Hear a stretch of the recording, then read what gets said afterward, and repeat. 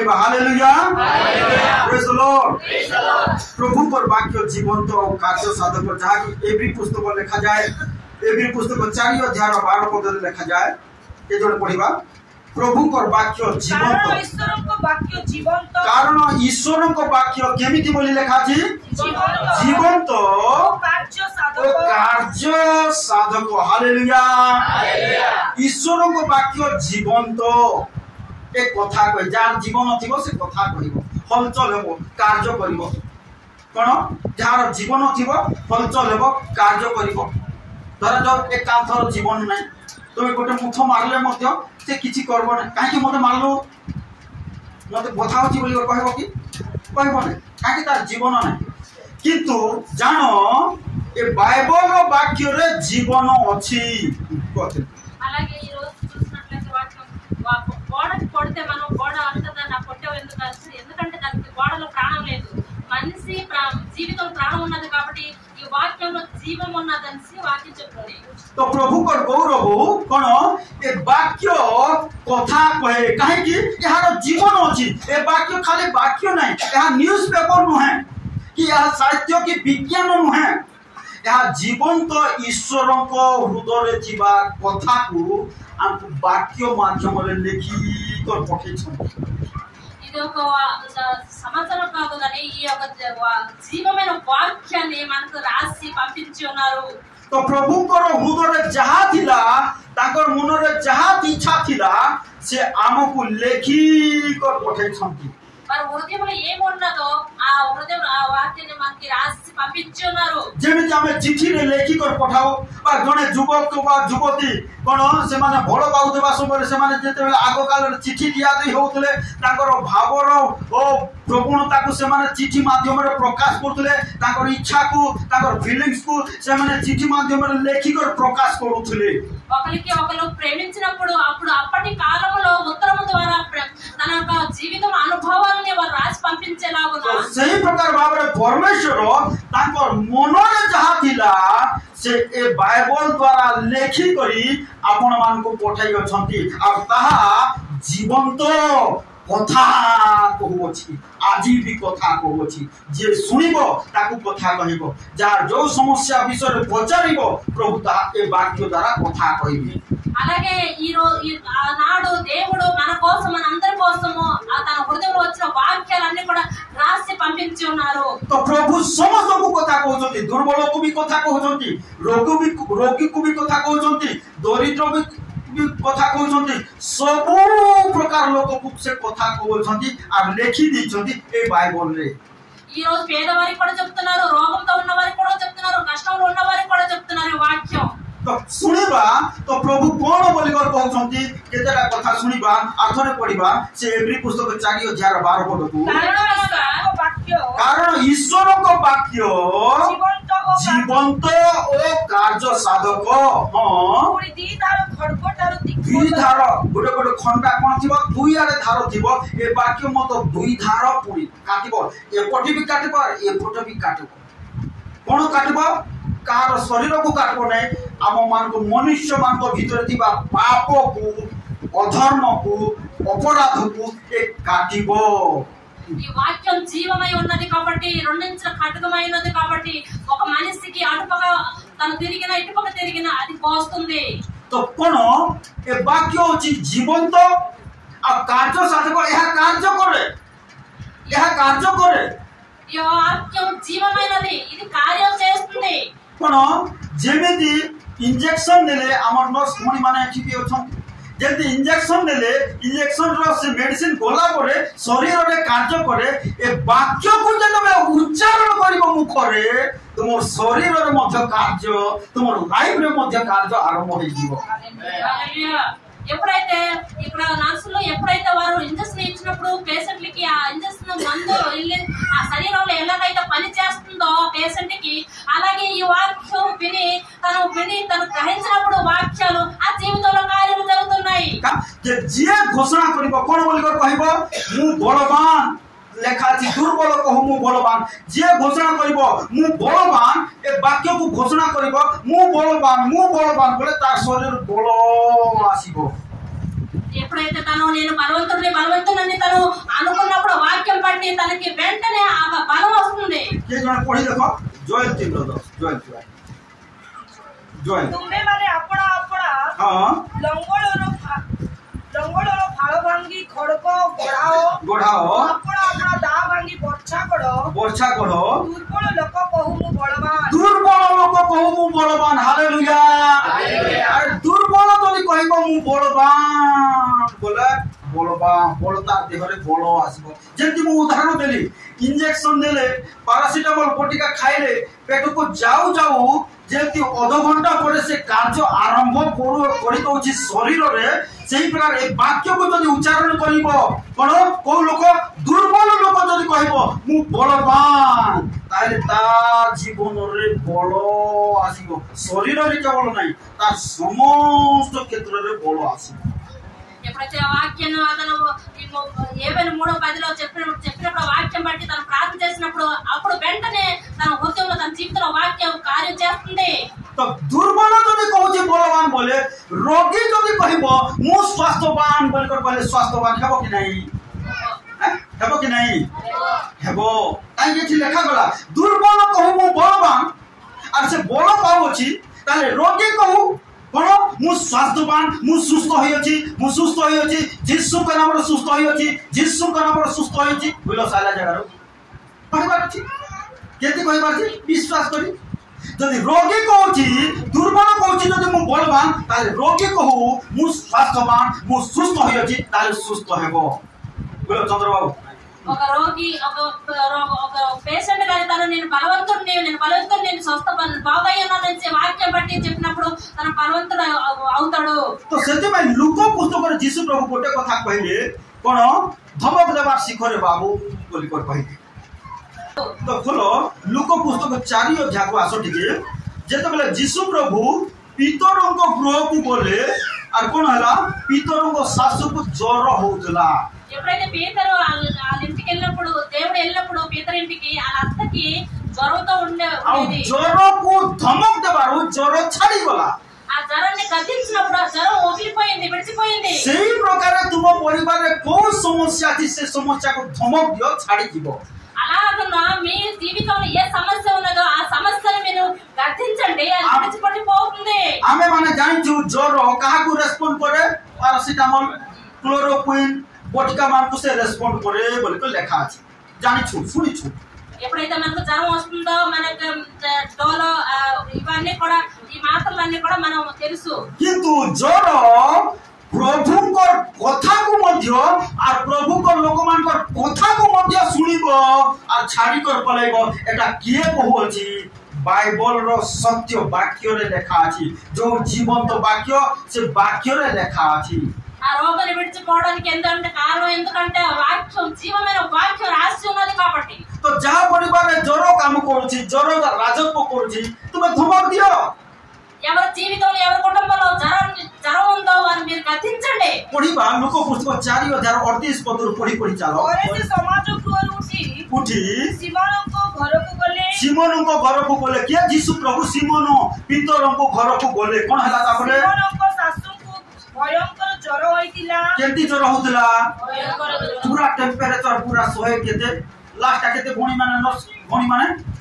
Last temperature केते 104 पूरा last ताठारो रक्षा नै कोन 104 को भयंकर बोले 104 हेबो कि नै हैं मणिमा भणी भयंकर बोले केते हेबो 110 नै तो हैं 104 पूरा तमने 104 होतला हैं के को तुम्हें थर्मोमीटर जे को मापी चलो मु मापी नहीं लेखा अछि भयंकर बोले लेखा भयंकर बोले पूरा लाख रोहे 4 पर्यंत ज्वर होतला तापर कोन हला तोल को लेखा अछि आ से माने तांको विषय तांको अनुरोध करले यीशु प्रभु को कोन सिमोन को सासु घर लोक अनुरोध कर आज्ञा ठीक देखो एते पैरासिटामोल खाइलानी क्लोरोक्विन खाइलानी उषा मेडिकल को जाई को टेस्ट कोलानी भी हो नहीं बोल कर रिक्वेस्ट करी हैं तापर कोन हला तोल को लेखा सेतिरे से तांको पाखरे ठिया होई सेतिरे यीशु प्रभु तांको पाखरे ठिया होई ज्वर को धमक देले कोन कोले ज्वर को धमक देले कोन कोले समस्त कहंतु कोन कोले समस्त कहंतु जोर से कहंतु तुम्हें केंती कहछो ज्वर को केंती कहछो हैं जीशु प्रभु कौन बोले बोले लिखा अछि आथरे समस्त बोल तू तुमे जेंती बोलछो साला जामा सेटा सिखो धमक दियो काई जोरो भी कथा सुनुची बाइबल आमे सुनुछु देखुछु पढुछु कोन पवन भी सुनुची पानी भी सुनुची समुद्र रो ढेउ भी कथा सुनुची ए सूर्य चंद्र भी कथा सुनुछंती ए पानी भी सुनुची गछ भी सुनुची कोन कहले डिमिनी गछ को जीशु प्रभु तो ठारो के फल न खाऊ बोली कहबार कोन हला सुखी गला गछ भी सुनुची एले तुमर अभाव सुनबो कि नहीं काई के कहू न ताले कोन जदि जरा सुनुची जीशु कर कथा को अभाव ऋण धार बाकी सुनबे कि नहीं ता काई से ग्रुप भाई वाला को जाऊ पाखा को जाऊ दीवार हैं सदा प्रभु तुम्हें मोर साजोलानी समस्त अभाव दुखर पानी ओ सदा प्रभु तुम्हें मोर साजोलानी समस्त अभाव दुखर पानी सदा प्रभु तुम्हें मोर साजोलानी समस्त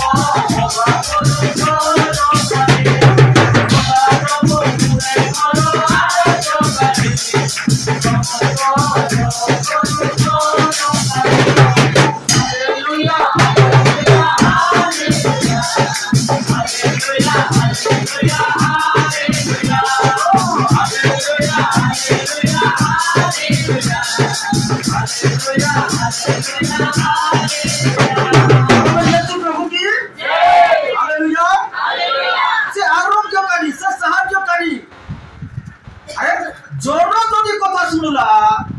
मोर परिवेश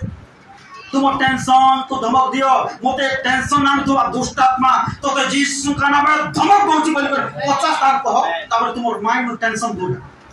विश्वास रे जदी कहबो 50 थर कहबो गारंटी दूर हो अभाव को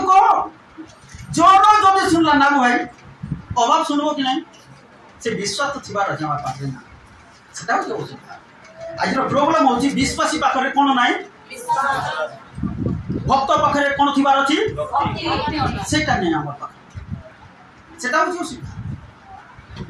कोन विश्वासी हमें किया हमें विश्वासी हमर पाखरे कोन थिबार अछि विश्वास थिबार अछि समझ कहबो हालेलुया कोन होची एहा हमको बुझिबा कहबो जे कोन जीसु प्रभु आदर पड़िबा हुन 38 पद पर चला परे से समाज टुवर उठी शिवरंक घर को गले शिवरंक सासु को भयंकर जर होइतिला आ से माने तांको विषय तांको अनुरोध कले सेतिरे से तांको पाखरी ठिया होई जर को धमक देले कोन कले जर को धमक देले आउ तांको जर छाड़ी गला हालेलुया और जर को धमक देबार जर जदी छाड़ी गला अभाव को धमक दियो अभाव भी छाड़ी कर बोलैबो हालेलुया ఎప్పుడైతే జరం విడిచిపెట్టిపోయిందో అలాగే మీ యొక్క లేబెట్ కూడా మీరు కత్తించండి అది కూడా విడిచిపెట్టిపోతుంది అరే జ్వరం যদি ধমক দেবার ছাড়ি পলাই গলা ঋণ ধার বাকకు ধমক দিও ছাড়ি কর পলাইবো జరం విడిచిపెట్టిపోయినా లాగున్నా మీరు కూడా అప్పుల నుంచి మీరు కత్తించండి అది కూడా విడిచిపెట్టిపోతుంది జ్వరం যদি ছাড়ি কর পলাই গলা সুগার बीपी को धमक दियो सुगर बीपी भी सेमाने भी छाड़ी कर पलाइबे सुगर बीपी को కూడా మీరు కత్తించండి कोन समय छाड़ी कर पलाइबे अबे विडिचिपेट पोकुंडे हालेलुया एही नियम को हमर मंडल लोक मान सिखी पाबु मन सुन ध्यान से कोन एही प्रिंसिपल को सिखी पाबु न एते सिखौ छु सिखी पाबु आ जो माने सिखिबो से माने जयवंत जीवन काटिबो ఈ పద్ధతిని మీరు నేర్పిస్తాను మీరు నేర్చుకోవట్లేదు ఎప్పుడైతే నేర్చుకుంటారో మీరు చూస్తారు दिने कहलो न गलाने दुई दिन कहलो गलाने कह दिनो किनो दिनो दिनो मासो मासो धरि कर कह अरे गोटे गछ को गोटे चोट मारले पडुची कि गोटे चोट मारले पडबो हैं केतरा चोट मारबार अछि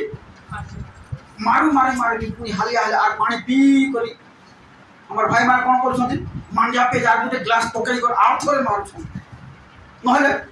से अलका किस स्टाफ पुनी सेटा नहले हैं सेना भी नहले आ गोटे ग्लास पकई कर आहुरी मारू छ लास्ट से गछ पडुची कि नहीं पडुची से कह दिने कहला हेलो ना दिने कहली तो हेला ना 2 दिन कहले तो एटा कोठी हो एटा बिटे हेबो कि बोलो शैतान कहबो एंती कहि देले हेबो कि प्रार्थना कले पैसा मिलबो कि हां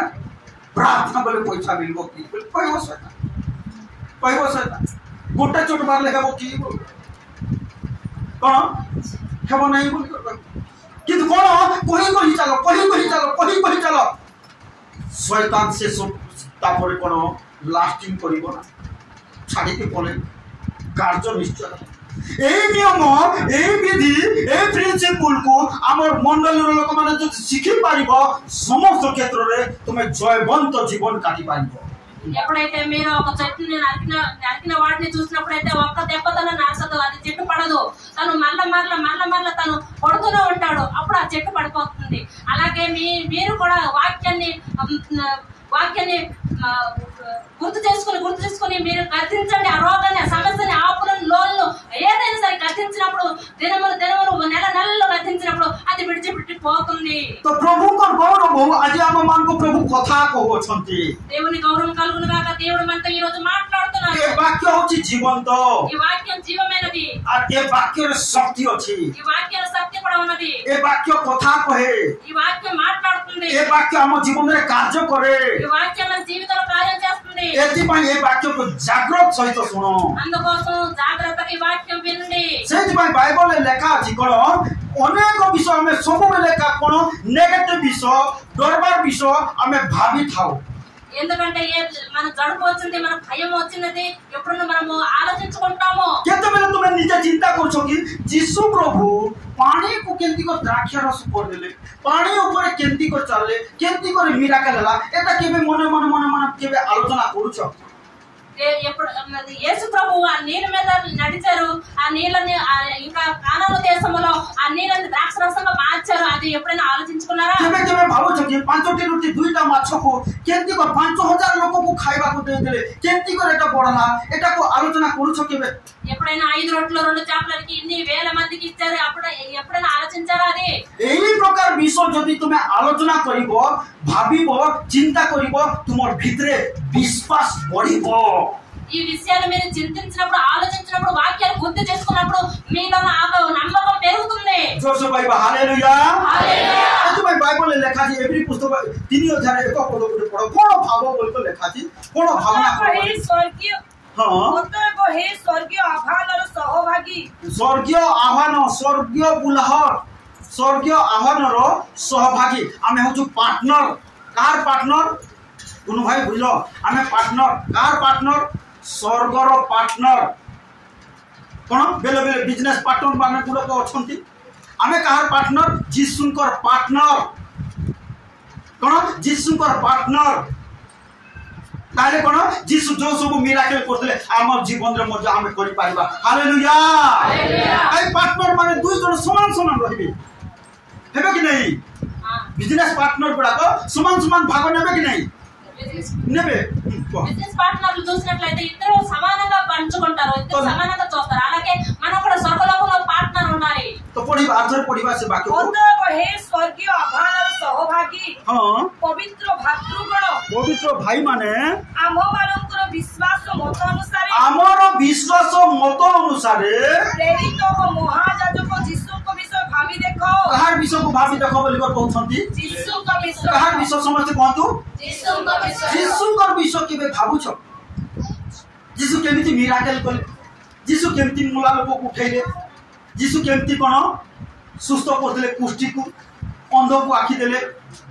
प्रभु से ही प्रकार मत कौन आश्चर्य शक्ति करिबार शक्ति दियो आश्चर्य मिराकल करिबार शक्ति दियो केबे हमें भाबी देखुछु खाली प्रार्थना करो बोले हालेलुया दियो प्रभु एंदी करो से तापरे हम परे हमरो भोनिरो साक्ष्य अनुसार पास दिए लागु से दिन हमें से शक्ति पाई पाबु हालेलुया कौन से शक्ति हमें पाई पाबु कोन लेखा छी यीशुଙ୍କର विषय को भाबी देखो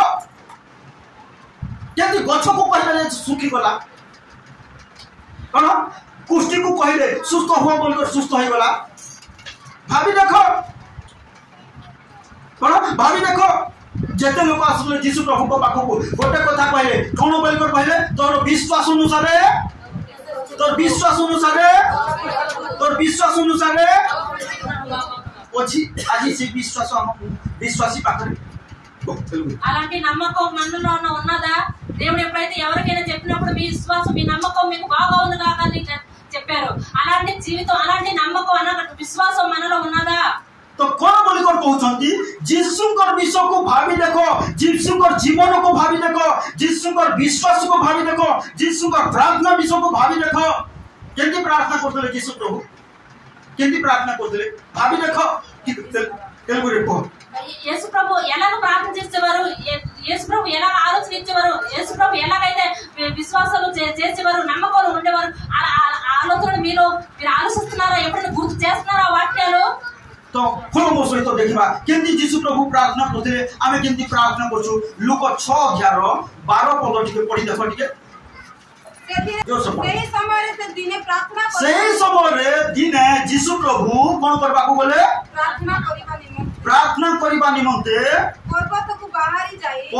बाहरी जाई ईश्वर को निकट रे प्रार्थना करू समस्त रात्रि जापन करे. केंती कोले आ तुमे केंती करू छ? पापा प्रार्थना अछि होल नाइट प्रेयर बोले मोबाइल स्विच ऑन. आज्ञा प्रार्थना अछि भाई प्रार्थना अछि बोले पास्टर तो विचार को बंद कर दियो साइलेंट कर दियो. हालेलुया सेति भाई मिराकल गुडा समस्त रात्रि भाबी देखो टिके भाबी देखो टिके जीसु को विषय रे कोन बोलकर कहउछंती भाबी देखो जीसु को विषय रे भाबी देखो. जदि आमे भाबीबा जे भाबीबो से शक्ति प्राप्त हेबो. ఎప్పుడైతే లోక 6:12 వాక్యం చూసినట్లయితే యేసు ప్రభు ఆ కొండ మీదకి వెళ్ళి రాత్రంతా ప్రార్థన చేసేవారు. అలాంటి ప్రార్థన మనం గుర్తు చేస్తున్నామా? అలాంటి విషయాలు మనం గుర్తు చేస్తున్నామా? तो प्रभु आदि कथा कहउछंती काहे कि ए वाक्य होछि शक्तियुक्त वाक्य. ए वाक्य द्वारा आदि प्रभु कथा कहउछंती. ఈ వాక్యం జీవమైన వాక్యం కాబట్టి దేవుడు ఈ వాక్యంతో మాట్లాడుతున్నారు. तो गोटे विषय शिखबा को चेष्टा करो जाकि जीसु प्रभु जड़ को धमक देबारो जड़ छाड़ी गला ताले तुमर परिस्थिति जोटा तुमको टेंशन करछि ताको धमक दियो सेटा मते छाड़ी कर पड़ेगो. యేసు ప్రభు ఎప్పుడైతే గతించారో జ్వరం విడిచిపెట్టిపోయింది. అలాగే మీరు కూడా మీ జీవితంలో ఏ సమస్య ఉందో ఏ రోగం ఉందో దేని విషయమై అయినా సరే మీరు గతించినప్పుడు అది విడిచిపెట్టిపోతుంది. आ कोन छाड़ी कर पड़ेले आ कोन सुनंती जीसु प्रभु को कथा खोलो मार्क पुस्तक 9 को टिका आसो 9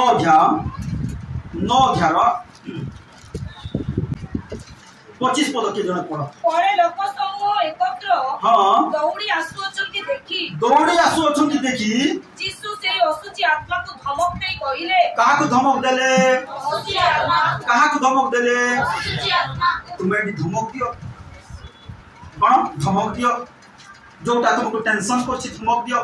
असुची आत्मा को धमक दे कहिले कोन बोली कर कहिले से असुची आत्मा की से असुची आत्मा रो ना कोन पुनी लेखा अछि मुको अधीर आत्मा. मुको कथा न कहि पारबाटा सुनि न पारबाटा एटा असुची आत्मा रा कार्य कोन ए समस्त रोग मध्य गोटे असुची आत्मा रा कार्य कोन धमक दियो. अरे जड़ जदि तोर कथा सुनला सबु रोग गुडा को कथा सुन दे. एटा जदि हम लोक माने बुझी पारिबे मेडिकल में बेसी पैसा खर्च करबा को पड़बो. एटा जदि बुझी पारले मेडिकल में बेसी पैसा खर्च करबा को पड़बो. ఎప్పుడైతే చెవిటి వారు మోగవారు కుంటి వారు బాగవుతున్నారు, వారు వినగలుగుతున్నారు, చూడగలుగుతున్నారు. అలాగే జ్వరాన్ని విడిచిపెట్టిపోయింది. అదేదో మీరు అర్థం చేసుకున్నట్లయితే మీరు ఆలోచించినట్లయితే మీకు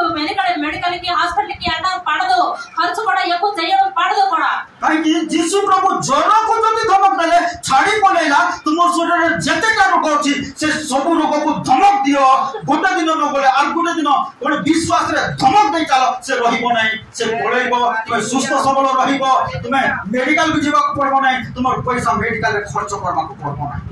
మీరు జ్వరాన్ని విడిచిపెట్టినట్లు మీరు నమ్మండి, వాక్యం నమ్మండి. మీరు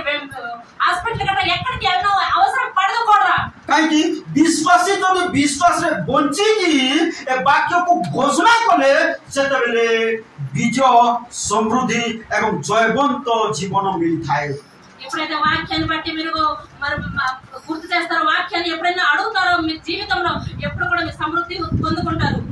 आउ कोथि जय मिली थाए आउ कोथि जय मिली थाए खोलो मो सहित टिके खोलो प्रकाशित वाक्य 12 अध्याय 11 पद को टिके पढि दे 12 अध्याय 11 पद शीघ्र शीघ्र आउ से माने मेसो साबको रक्त से माने कहारो रक्त से मेसो साबक कहउतंती यीशु प्रभु मेसो साबको रक्त आपणा आपणा साक्षर वाक्य द्वारा आपणा आपणा साक्षर वाक्य द्वारा ताहाकु जय करियछंती हालेलुया हालेलुया कोन जय पाइबा कहले साक्ष्य हम जीवन रे बाहरबार अछि మీ సాక్షి మీ జయం పొందుకోవాలంటే మీ జీవితం సాక్షి బయలుదేరాలి कोन हम जीवन रे जय पाइबा कहले सब परिस्थिति पुरे सब रोग पुरे हमें कोन विश्वास रे हमें साक्ष्य प्रदान करबार अछि మనం జయం పొందుకోవాలంటే మన జీవితంలో సాక్ష్య ప్రదానం చేయాలి हम यीशु को रक्त को हमें घोषणा करबार अछि యేసు రక్తాన్ని మనం అడగాలి कोन लेखा गला स्थान रे आ मिसे माने मेसो साबक को रक्त यीशु को रक्त रे शक्ति अछि यीशु को रक्त रे शक्ति अछि आ सेही रक्त आज आम मध्य मेजो माध्यम रे अछि ए मेजो रे अछि से यीशु को रक्त आ यीशु को मांस आज आम मध्य मेजो द्वारा अछि మేకపిల్లకి రక్తం ఎలాగైతే బలించడానికి శక్తి ఉన్నదో అలాగే ఈ రోజు మనలో మన మధ్యలో ఉన్న ప్రబోధనం ఉంది ప్రబోధన రక్తం ఆ రక్తం ఉన్నది ఆ శక్తి కూడా ఉన్నది అందులోన कोन आज सेही रक्त कथा कहू अछि सेही रक्त को जे घोषणा करिवो से ता जीवन रे विजय समृद्धि एवं समस्त विपरीत परिस्थिति को पराजय करि पारबो हरै दे पारबो ఆ రక్తం అనే జీవంలోన అనేక సమస్యల నుండి అనేక పరిస్థితులను జయించగలుగుతుంది खोलिबा कितने वाक्य पढिबा खोलो तो शीघ्र शीघ्र एवरी पुस्तक 12 अध्याय 22 पद रे शीघ्र शीघ्र पढि पढि चाल एवरी पुस्तक किंतु तुम्हें माने सियोन पर्वत हां और जीवंत ईश्वर को नगर हां अर्थात स्वर्गीय जेरूशलेम हां असंख्य दूत बाहिनी को महोत्सव हां स्वर्ग रे लिखित प्रथम जात मानकर मंडली स्वर्ग रे लिखित प्रथम जात मानकर मंडली समस्त विचारकर्ता ईश्वर हां सिद्धि प्राप्त धार्मिक मानकर आत्मागण हां नूतन नियम रो मध्यस्थ जीसु नूतन नियम रो मध्यस्थ नूतन नियम रो मध्यस्थ हेले किए जीसु कोन ए नूतन पुरातन नियम रो मध्यस्थ हेले किए भाववादी माने नूतन नियम रो मध्यस्थ हेले किए जीसु और आमे माने होछ ताको दास माने एबे आमे कोन मनुष्य आ परमेश्वर को मध्य मध्यस्थता करछु मीडिएटर आमे होछ कहार मध्य परमेश्वर आ मनुष्य मध्य तो यीशु प्रभु जो मध्यस्थ हेले आ कोन कोले बोली लिखा अछि सेचनर रक्त हेबलंक रक्त अपेक्षा कोन सेचनर रक्त अर्थात कोन कोले मध्यस्थ होई करी कोन निजर रक्त ए पापी मानक निमंते स्वर्ग रो वेदी रे से सेचन करी अछंती हालेलुया आ सेही रक्त द्वारा हम मुक्ति पाइ अछु हालेलुया सेही रक्त द्वारा हम जय लाभ करिबा हालेलुया आ सेही रक्त आज हम मध्य मेजो माध्यम रे अछि हालेलुया एहा को केवल योग्य विवेचित करी भोजन करो पान करो स्मरण करो मने पकाओ आतावर मृत्यु को घोषणा करो ఎప్పుడైతే పాత నిబంధన మనం చూసినట్లయితే భవిష్యత్తు భక్తులు ఉండేవారు మన మధ్యన దేవుడి మధ్యలో ఎలాగైతే మనం కొత్త నిబంధన చూసినట్లయితే మనకి దేవుడి మధ్యలో యేసు ప్రభు వచ్చారు మీడియేటర్ గా ఉన్నారు అదే రక్తాన్ని మనం ఈ రోజు గుర్తు చేసుకొని ఈ ప్రబోధన మనం గుర్తు చేద్దాం तो प्रभु को गौरव कोन बोली लिखा गला जो सेचनर रक्त हेबलंक रक्त अपेक्षा हां उत्कृष्टतर वाक्य कहे कथा कहे वाक्य कहूची आज विषय यीशु को रक्त जीवित अछि जोर से कहबा हालेलुया हालेलुया कोन मनुष्य मरि गले तार रक्त आ जीवित रहे नाही किंतु यीशु प्रभु मरि गले समाधि तले तृतीय दिन रे जी उठिले आ जो जगह रे रक्त पड़िला से रक्त आज भी जीवित अछि अरे वायुमंडल रे मिसि जाई अछि जे केही कहबो हे प्रभु तुम रक्त रे मोर पाप को धोई दियो मोर आत्मा को परिष्कार करो मोर जीवन को परिष्कार करो मोर अपराध को धोई दियो बोली कर कहले आज सेही रक्त विश्वास द्वारा धोई देबो आ तुम ईश्वर को संतान संतति हेई पारिबो ఎప్పుడైతే యేసు ప్రభు తన రక్తాన్ని చిందించారో ఆ రక్తం ఈ రోజు కూడా జీవమై ఉన్నది కాబట్టి మీరు ఎప్పుడైతే మన రక్తం మీ రక్తంతో నాకు కడగండి నీ రక్తంతో నాకు శుద్ధి చేయండి నన్ను శుద్ధీకరణ చేయండి పవిత్రం చేయండి అని మీరు ఎప్పుడైతే అడుగుతారో దేవుడికి మీరు కూడా జయం పొందుకుంటారు. तो शैतान ସେଥିପାଇଁ ସେ ଯୀଶୁଙ୍କ ରକ୍ତକୁ ଏକା ଡରୁଅଛି। అందుకోసం సాతాను ఆ యొక్క రక్తాన్ని భయపడుతున్నాడు। तो ସେଥିପାଇଁ ଯେତେବେଳେ ତୁମ ଜୀବନରେ ଯଦି ଭୟ ଆସୁଛି ଡର ଆସୁଛି ଯୀଶୁଙ୍କ ରକ୍ତକୁ ସବୁବେଳେ ଉଚ୍ଚାରଣ କର। ଯୀଶୁଙ୍କ ରକ୍ତର ଜୟ, ଯୀଶୁଙ୍କ ରକ୍ତର ଜୟକୁ ସବୁବେଳେ କହିବ ଉଚ୍ଚାରଣ କର। ତୁମ ଜୀବନରେ ଡର ମଧ୍ୟ ଭୟ ମଧ୍ୟ ଦୂର ହେବ। ఎప్పుడైతే మీ జీవితంలో భయాన్ని వచ్చినట్లయితే ఒక సమస్యలు వచ్చినట్టు చింత వచ్చినట్లయితే ఆ యొక్క యేసు రక్తాన్ని గుర్తు చేయండి మరి గుర్తు చేయండి మీలోని ఆ యొక్క భయాన్ని పోతుంది। তাহলে এই রক্ত আমকো কোন করিଅছি কোন মো সহিত দেখিবা গুটে দুটা বাক্য পড়িবা। এফেসীয় পুস্তক 1 অধ্যায় আস ঠিক এফেসীয় পুস্তক 1 অধ্যায় 7 পদ থেকে পড়ো। ତାହାଙ୍କ ଅନୁଗ୍ରହରୂପ ନୀତି ଅନୁସାରେ ଆମେ ମାନେ ସେଇ ପ୍ରିୟତମଙ୍କ ଠାରେ ତାହାଙ୍କ ଆମେ ମାନେ ସେ ପ୍ରିୟତମ ଯୀଶୁ ଆମର ପ୍ରିୟତମ ହଉଛନ୍ତି କିଏ? আমার প্রিয়তম হচ্ছেন কিয়ে? যিশু। সমস্ত বন্ধু আমার প্রিয়তম কিয়ে? আমার প্রিয়তম যিশু খ্রিস্টଙ୍କ ଠାରେ ତାହାଙ୍କ ରକ୍ତ ଦ୍ୱାରା ମୁକ୍ତି। কোন দ্বারা মুক্তি ଅଛି? রক্ত দ্বারা মুক্তি। রক্ত দ্বারা মুক্তি সে যিশুଙ୍କ রক্ত। কোন ଛେଳି କୁକୁଡ଼ା ରକ୍ତରେ ମୁକ୍ତି ନାହିଁ, যিশুଙ୍କ ରକ୍ତରେ ମୁକ୍ତି ଅଛି। ସେ যিশুଙ୍କ ରକ୍ତକୁ ଘୋଷଣା କର, ମୁକ୍ତି ପାଇବ। ଶୈତାନର ଫାନ୍ଦରୁ ମୁକ୍ତି ପାଇବ, ଭୟରୁ ମୁକ୍ତି ପାଇବ, ରୋଗରୁ ମୁକ୍ତି ପାଇବ, ସବୁଠାରୁ ମୁକ୍ତି ପାଇବ। କାହିଁକି କଣ ବୋଲି ଲେଖାଗଲା? ତାହାଙ୍କର ରକ୍ତ ଦ୍ୱାରା ମୁକ୍ତି। ତାଙ୍କ ରକ୍ତ ଦ୍ୱାରା ମୁକ୍ତି। ସମସ୍ତେ କଣ? ତାଙ୍କ ରକ୍ତ ଦ୍ୱାରା ମୁକ୍ତି। ତାଙ୍କ ରକ୍ତ ଦ୍ୱାରା ମୁକ୍ତି ଅଛି। ସବୁଥିରୁ ମୁକ୍ତି ପାଇବ ସେ ଯୀଶୁଙ୍କ ରକ୍ତ ଦ୍ୱାରା। हालेलुया। ताले से यीशु को रक्त रे जय भी अछि और मुक्ति भी अछि। हालेलुया। से यीशु को रक्त को घोषणा और कोन जहाँ प्रभु कहिले ताकर विधि अनुसार हमें सेही रक्त एटा होछि कोन द्राक्षा रस किंतु आमे कोन बोली अनुभव करछु से यीशु को रक्त को बोली आमे अनुभव करी विश्वास करी आमे कोन करछु मानव करछु। तो द्वारा आमे मुक्ति को घोषणा करछु। शैतान दे तू जो बंधन रे हमको रखी दिलु से बंधन रो आमे मुक्ति पाइछु बिल्कुल आमे घोषणा करछु। हालेलुया। हालेलुया। ఎప్పుడైతే ఎఫెసీ 1:7లో మనం వాక్యం చూసినట్లయితే యేసు ప్రభు అంటున్నారు వాక్యం మీలో ఆ వాక్యంలో జీవం ఉంది, విమోచన ఉంది, క్షమాపణ ఉంది। మనం ఎప్పుడైతే దేవుడి దగ్గర క్షమాపణ అడుగుతామో ఆ రక్తం బట్టి మనం క్షమించమని అడిగినప్పుడు మనం ఘోషించినప్పుడు దేవుడి దగ్గర మన ప్రతిమానుకున్నప్పుడు మనకి జయం కూడా ఉంది, విజయం కూడా ఉంది। आसु एतबे आमे समस्त मने पकेबा, निरीक्षण करबा आ समीक्षा करबा से यीशु को रक्त को आ यीशु को से खंड विखंडित शरीर को जो यीशु प्रभु हमरो पाप पाई कालवरी क्रूस रे झुलिले मने पकाइबा। आ आसु आमे प्रभु को मेजर अंशीदार हबा। समस्त आसु आमे प्रार्थना पूर्वक बसिबा। आमे सर्वतो भाବରେ जेपरि विजय जीवन काटी ओ आज तुम रक्त मांसर ओ अंशीदार होइछु आ जेपरि आमे सर्वतो भाବରେ विजय जीवन काटिबो। प्रभु तुमे दया करो, तुमे साहाय्य करो। प्रत्येक परिवार को पारिवारिक भाव में आशीर्वाद करो, प्रत्येक व्यक्ति को व्यक्तिगत भाव में आशीर्वाद करो। प्रत्येक परिवार समस्या यीशु का नाम समाधान हो परमेश्वर। जो जो परिवार में रोग अछि अभाव अछि यीशु का नाम रे दूर हो परमेश्वर। जो जो परिवार में ऋण धार बाकी अछि यीशु का नाम रे दूर हो परमेश्वर। और प्रत्येक परिवार में सुख शांति यीशु का नाम रे अधिष्ठान करो परमेश्वर। प्रत्येक को चाकरी बिजनेस रे यीशु का नाम रे तुम आशीर्वाद करो परमेश्वर। और सेमान को समस्त संकल्प यीशु का नाम रे फेल हो परमेश्वर। और सेमान को बोलो यीशु का नाम रे भूमि साथ हो परमेश्वर। सेमान को तुम्हें मन परिवर्तन रो जीवन दियो परमेश्वर। और सेमान को तुम्हें क्षमा रो आत्मा दियो परमेश्वर। और सेमान को तुम्हें अपराध क्षमा करो परमेश्वर। तो हम परमेश्वर मंडल प्रत्येक परिवार निमंत्रण प्रार्थना करछु तुम्हें दया कर साहाय्य करो, तुम्हें आशीर्वाद करो। जो माने ओ प्रभु आसी पारि नाहंती सेमान को मध्य आगामी दिन मान कर पढ़ाई जानो सेमान को निमंत्रण मध्य प्रार्थना करछु तुम्हें आशीर्वाद करो।